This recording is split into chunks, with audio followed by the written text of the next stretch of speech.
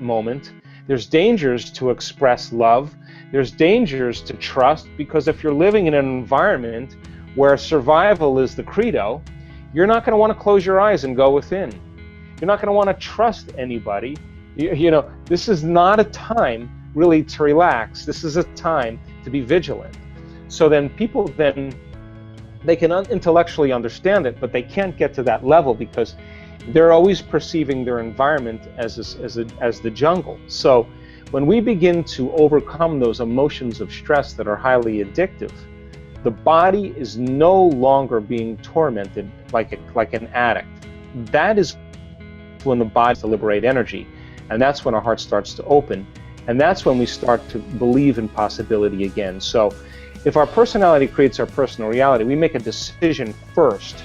We examine who we've been, and I call it crossing the river of change, from the old self to the new self. Crossing that river is going to be uncomfortable.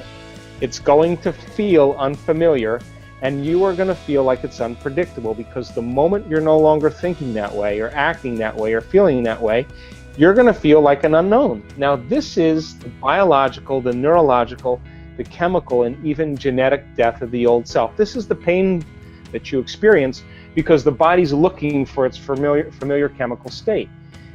That pain is normal, and if you understand that that void, that unknown, is the perfect place to create in. That's the place you want to create in, and not to fear it, but to embrace it. And your body's craving the familiar chemicals that it's addicted to, then you might want to say when you're in that place, well, the best way to predict my future is to create it, not from the known, but from the unknown. Now, this perfect place of creation is where people begin to do the uncommon. This is where their soul begins to speak to them. This is where they see a greater purpose for themselves in their lives, and they're no longer playing by the small-minded games any longer, because they're connected to some bigger vision in the future. I think transformation is really the one thing that I'm more passionate about than anything else. And so I think number one, taking time out of our busy day for ourselves is the greatest service that we can do for ourselves, for our family, for the people we work with, and for our community. Now, if most people's attention is on their external environment, on their body, and on time, and they wake up every morning and they get out of bed and they do the same thing they've been doing for the last 20 years, then their body's already programmed into a predictable future. Their body's already on autopilot. They have a thought of the coffee pot, and the next thing they know, they have coffee in their hand. They have a thought of the shower, the next thing they know, they're in the shower. They have a thought about going to work, the next thing they know, they're in their car. So their body is following their mind.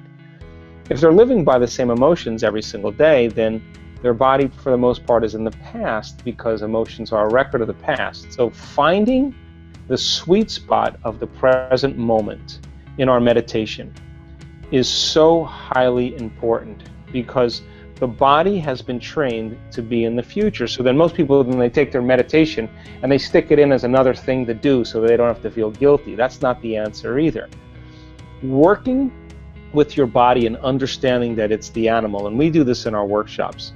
We make people, we don't make them, we ask them in their meditations to really get to that point where they're unfolding in that infinite field of potentials as thought alone. In other words, if you're going to heal yourself by thought alone, or create something in your life by thought alone, then you have to become thought alone. This is the key element where all of a sudden now, when you keep practicing bringing your body back into the present moment, and you become aware that it's thinking about, well, what about this thing I have to do, and this plane I have to catch, and this contract I have to sign, and that person I have to call, that's a predictable future. And you become aware that you're investing your energy into that reality, because where you place your attention is where you place your energy. Or you're living by some emotion of impatience or frustration or vigilance, then you're siphoning energy out of the present moment, and you have no energy to create with. So every time you become conscious that you're moving out of the present moment, and just like riding an unbridled stallion, every time you bring that body back into the present moment and you relax it back down into the present moment and you surrender into nothing, every time you do that, you're reconditioning your body to a new mind. In other words, you're not allowing your body to become the mind. Now, people will say, well, that's going to take a lot of work. And I say to them, well, what's the alternative?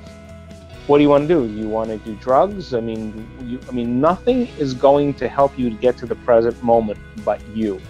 And if you practice being present every single day in your meditations, you will be more present in your life and less preoccupied with that worst case scenario, that moment where something could go wrong, and living by those hormones of stress. And your body then finally starts to trust you. And when your body finally starts to trust you is the moment it's not worried about the unknown. The unknown is no longer dangerous. The unknown is actually an adventure. So we do the work in teaching people how to find the present moment. And when they begin to distinguish between when you're present and when you're not present, and they're able to do that well enough, they'll know the moment it's time to create. Now, this funny thing happens if you really lock into the present moment. All the things you thought you wanted, you no longer want, because you feel so whole in that moment, it's impossible to want. Now, that's when duality begins to unify, and that's the moment now where you're no longer living in polarity. I call that the natural state of being. And so finding the present moment is one of the key elements that we use. Once you find the present moment, then the next step is to teach your brain and body emotionally what a new future is going to feel like. In order for you to do that, or in order for us to do that, we have to become conscious about how unconscious we are. And we've been talking about that. The more you don't allow that thought, that behavior, that emotion to slip by your awareness, the more prone you are to be Gandalf on the bridge. And that monster that he was facing symbolically was all of his energy that was invested in the ego and in the old self. And when the God within us stands up and says, "You may not pass ever again," that's the moment that the soul begins to speak. And so we do the work every day to present ourselves as a greater expression of ourselves every day. And in the beginning, it will feel unnatural, it will feel uncomfortable, but I swear there's been hundreds of people, once they start seeing the effects and they find true joy within them because they're pleased with themselves and they got beyond themselves. I mean, in the brain scans that we studied with people, I can tell you that when people get beyond themselves, they are so incredibly powerful. The self that's attached to the emotional body, that's attached to the pain, that's attached to the past.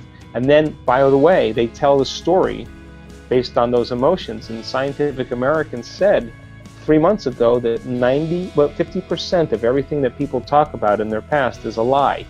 It's not the truth, because they have a different brain today than they did at the time of the event. So getting people beyond their past, I think, and getting them into the present moment begins to liberate the most amount of energy.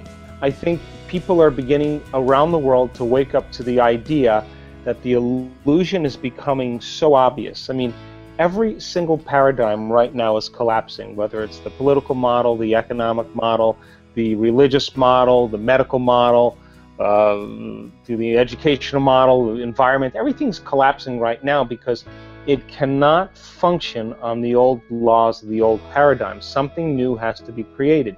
So then, how do we begin to become supernatural? We have to begin to do what's unnatural.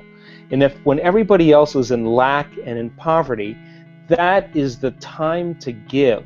When everybody else is in fear and worried, that's the time to demonstrate courage. When everybody else is judging and warring, that's the time to show love and compassion. And if we keep doing the unnaturals long enough, sooner or later we'll begin to become supernatural. So our soul's journey then is to step out of the quagmire and the limited beliefs and perceptions that keep us playing in this limited realm, this limited density, where we are matter trying to change matter. Once we get a taste of the divine, and that divine, again, we've measured this over and over again. When you are that thought in that infinite space, when the brain is perceiving space and no longer perceiving objects, it gets very organized. it gets very coherent. And when the brain gets coherent, we get coherent. When the heart gets coherent, we love way more. And that's when we begin to emulate the divine. So over and over again, as we begin to climb out of these limited states, and we break free from those survival emotions that keep us feeling more like matter and less like energy, the side effect of all of that is becoming more energy and less matter. And that's when we start to demonstrate being a vibrational being. The field around our bodies when we're living in stress is about 3-4 inches in size. Open your heart, it can be up to 9 meters wide. We measured it. And so then when you begin to open your heart, you feel connected to something greater. That's the beginning. That's when the soul says, now I have infinite possibilities to experience, and I get to select as a free-willed individual where I want to place my attention. That's when we're liberated. So I think it's a great time for us to begin to really embody this information. I think it's a great time for us to hit the low points, to see those illusions. I mean, I had my own awakening, and you reach a point where you realize that the only time that you feel like yourself is you need the external world to remind you of it. That's a sign. When you can find an identity of yourself in the quietness and solitude of your own presence, that's when you're no longer seduced by the external world, and that's when you begin to experience true freedom. I hope you enjoyed this amazing interview with Dr. Joe Dispenza. We are continuing with our daily practice of completing the inspiring quotes. You need to complete the quote with the words that are missing, and if you can do it first and give us the right answer, you're the daily winner. In the previous video we were looking for 2 words of the Joe Dispenza's quote.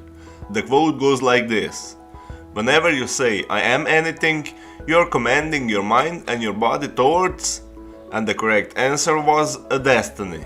So whenever you say I am anything, you are commanding your mind and your body towards a destiny. Congratulations to everyone with the correct answer, and to everyone who tried but didn't guess the answer.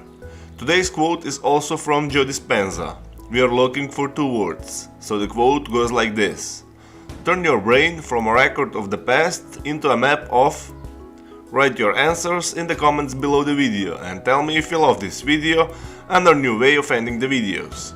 If you like this video, give your thumbs up and share it with your friends. Help me make this video more popular by sharing it. Even if you're not sure what the correct answer is, try and guess. The first one with the correct answer is the winner. So don't forget to subscribe and hit that bell button and don't miss any of new videos and new challenges. If you really like what we do here and want to support us, you can join our channel and our community for a symbolic fee and gain many other additional features. You can do that by clicking the join button next to the subscribe button, or you can click on the link in the description.